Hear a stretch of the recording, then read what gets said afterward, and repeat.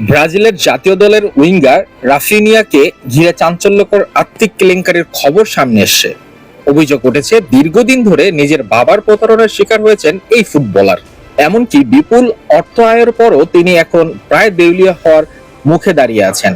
Brazilian সাংবাদিক লিও দিয়াসের দাবি, রাফিনিয়ার পেশাদার ক্যারিয়ারের শুরু থেকেই তার খেলোয়াড় সত্তার ৮০% গোপনে নিজেই নিয়ন্ত্রণে রেখেছিলেন তার বাবা।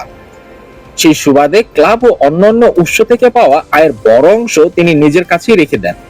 অথচ পুরো বিষয়টা সম্পর্কে রাফায়ানকে কিছুই জানানো হয়নি। ঘটনাটি প্রকাশ্যে আসে একেবারেই অপ্রত্যাশিতভাবে।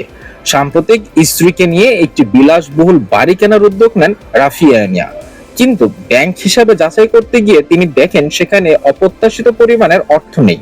এরপরই আর্থিক লেনদেনের খতিয়ে দেখতে বছরের পর বছর ধরে চলে আসছে এই প্রতারণার বিষয়টি সামনে আসে।